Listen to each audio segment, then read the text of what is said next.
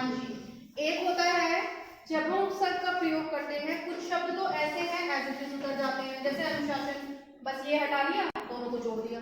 लेकिन कुछ ऐसे हैं कि जब हम इनको जोड़ते हैं तो यहाँ पर परिवर्तन आ जाता है इन दोनों में।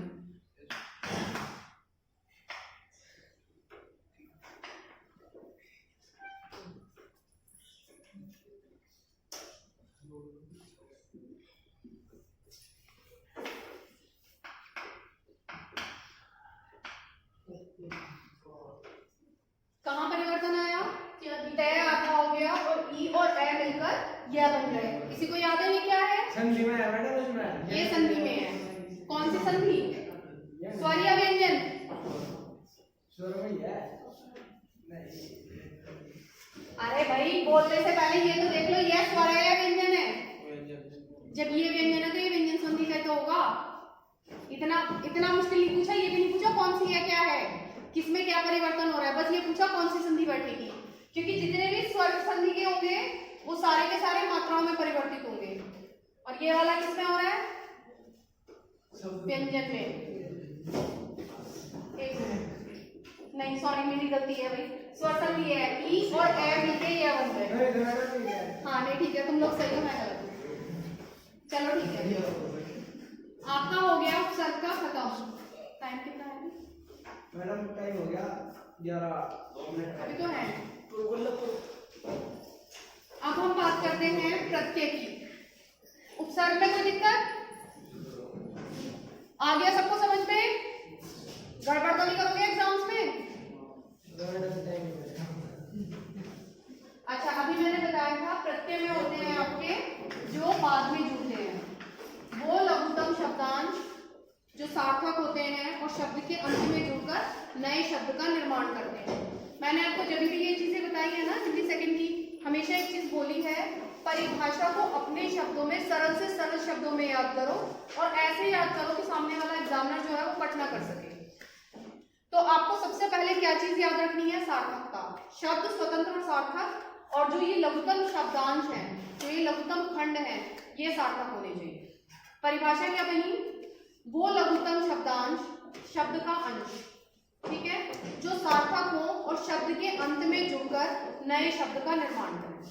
परिभाषा तैयार हो गई, किताब की रट्टाफिकेशन की जरूरत नहीं है। अच्छा, प्रत्यय कितने होते हैं आपके?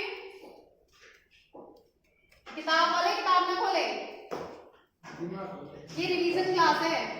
हाँ भाई, कितने प्रकार के होते हैं? उपसर्ग आपने पढ़े थे अभी 3 प्रकार के, तत्सम, तद्भव और आगत। ये होते हैं आपके कौन कौन से?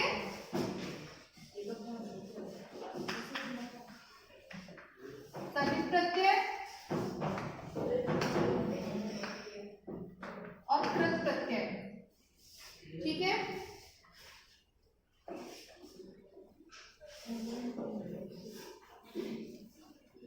इसके अतिरिक्त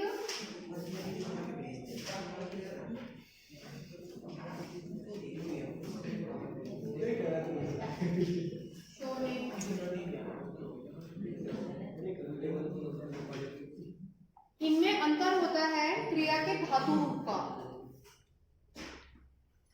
क्रिया का धातु रूप क्या है? क्रिया किसे कहते हो? किसी भी काम का होना, ठीक है।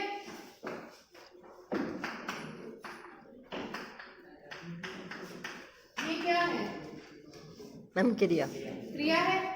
खा पी गा, ये प्रॉपर क्रिया है, प्योर जिसे कहते हैं शुद्ध क्रिया। अगर मैं खाना कहती हूँ तो खाने में खा क्रिया है, ना क्रिया नहीं है, लेकिन क्योंकि खाली खा शब्द से हमारा काम नहीं चलता तो हम उसमें खाना शब्द का प्रयोग करते हैं। मैंने खाना खाया, तो खाया में जो या है वो हेल्प कर रहा है खाने के लिए बताने की। मूल रूप से जो क्रिया है, जो संस्कृत की क्रियाएं हैं आपकी, वो यही है, क्योंकि हिंदी का जन्म भी संस्कृत से ही हुआ है। बेटा मूल भाषा मानी जाती है उसका, नहीं किसने बोला पाली? संस्कृत मूल भाषा है, संस्कृत की जननी कोई और भाषा नहीं है। सबसे पहले जो लेखन की शुरुआत हुई है, लिपि जो आई है, वो संस्कृत में ही है। संस्कृत से पुराना कुछ भी लिखा हुआ कहीं भी नहीं मिलता। अदर कंट्रीज की या किसी विदेश की बात नहीं कर रहे हैं, क्योंकि सभी के पास अपनी अपनी भाषाएं हैं, लेकिन हम बात कर रहे हैं अपने भारत की। और क्योंकि भारतीय संस्कृति सबसे पुरानी मानी जाती है, कोई बात नहीं, तो सबसे पुरानी आपकी मानी जाती है संस्कृत। संस्कृत के बाद भारत में कौन सी आई है? हमेशा मैं 3-4 ही बताती हूँ, आप हमेशा बस यही याद रखते हो कि 3-4 बताइए मैम ने। विराट, पाली, उसके बाद प्राकृत, उसके बाद अपभ्रंश। अगर आप हिंदी का वो देखेंगे तो हिंदी भाषा का विकास किससे हुआ है? हिंदी की लिपि कौन सी है? देवनागरी। और ये देवनागरी जो लिपि निकल कर आई है, ये किससे आई है?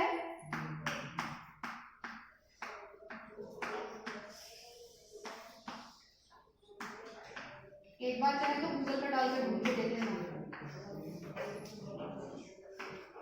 शौर सही अपभ्रंश से। तो किसका नाम आया?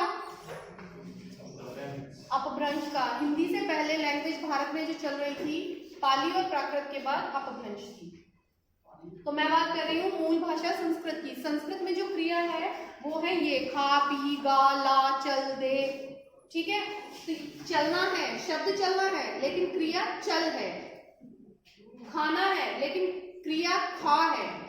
तो ये जो क्रियाएं हैं, क्रिया का मूल धातु रूप जो है, जहां ये प्रयोग हो रहा है वहां कृत प्रत्यय, और जहां इनके अतिरिक्त शब्द आ रहे हैं वो तद्धित प्रत्यय। आप क्र से याद रख सकते हैं, क से क्रिया।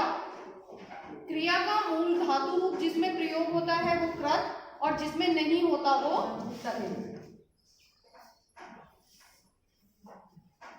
इसके अलावा संज्ञा, सर्वनाम, विशेषण और अव्यय, ये 4 होते हैं। अव्यय आपको पता है कौन से शब्द हैं? वो जिनपे लिंग, वचन, काल, कारक किसी का कोई प्रभाव नहीं पड़ता। इसके अतिरिक्त संज्ञा, सर्वनाम और विशेषण 4 हो गए आपके पास।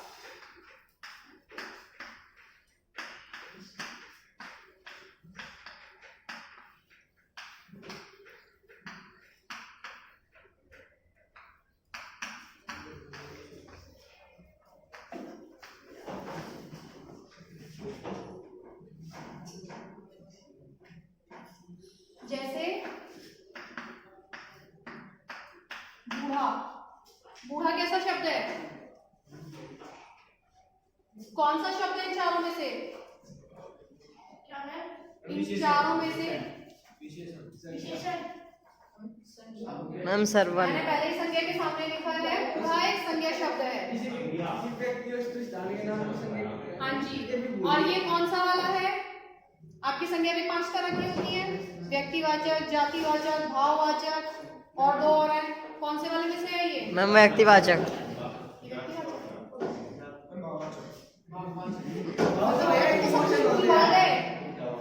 भाववाचक कौन से होते हैं? जिनमें फीलिंग्स होती है। अगर मैं इसको पूरा कर दूं,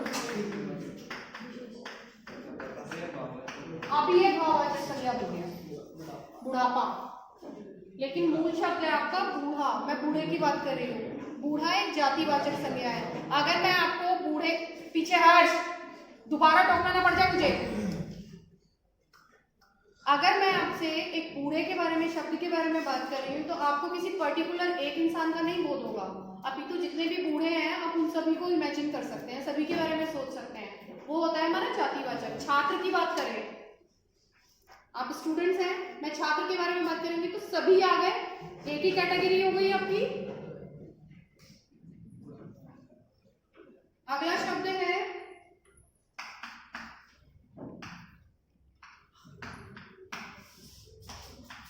अपना। मेरा, तेरा, इसका, उसका, यह, वह, ये सब आते हैं आपके सर्वनाम में। अपना क्या जोड़ूं? पन।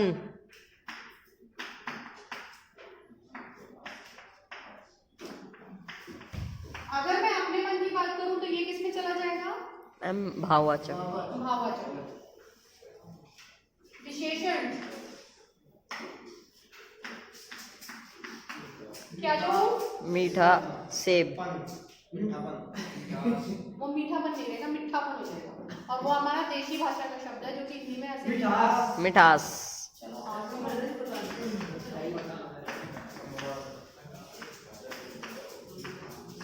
पीछे वाले जो ये बात कर रहे हैं ना, विराट में बिल्कुल आगे बैठा दूंगी फ्लोर पे, सीधा हो जाओ।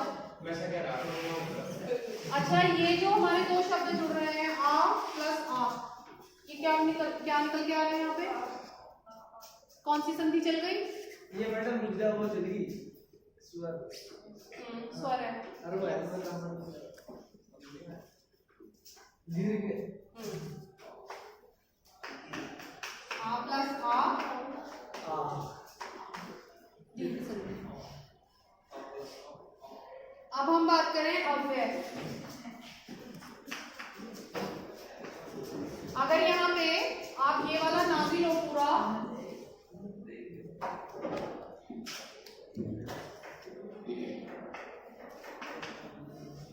मिठाई मीठा तो है ही, ये और रख दिया, ठीक है। बाहर,